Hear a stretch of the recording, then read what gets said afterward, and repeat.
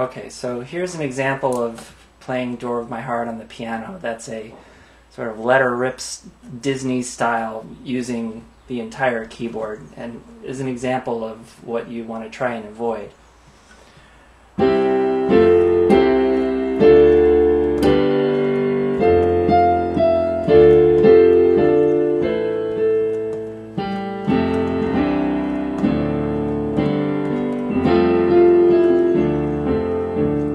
So the chords themselves are lush and beautiful, but it really changes the energy of the chant. I think it's much more effective to play this chant in a simpler fashion with fewer chords.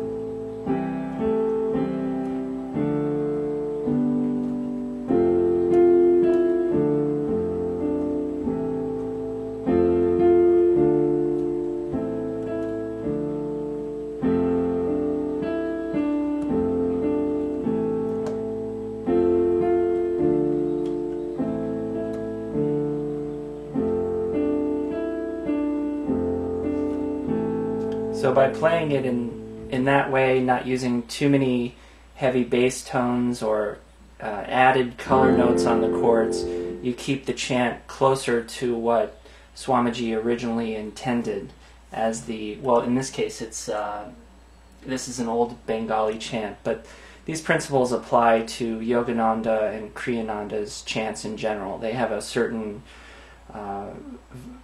vibration and clarity to them that tends to get muddied when you go all over the piano and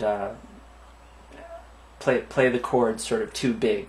It's much better just keep it simpler and keep the melody in the right hand as the top note in your triad. So you're usually just holding down the bass note. Sometimes as an octave is okay, but not really deep down or low down on the piano. You're usually playing the bass note in the left hand, and then in the right you're playing the chords of the chant, the triads, the major and minor chords, but you're voicing them in such a way that the melody note is always the top note in that voice. So for instance, you could even just do it with one hand.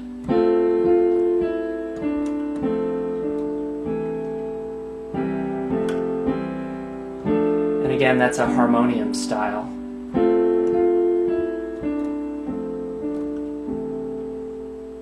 So if you are playing and the melody gets buried in a lot of sort of fancy, lush right-hand chords, it loses the clarity. So for instance, if you were to play like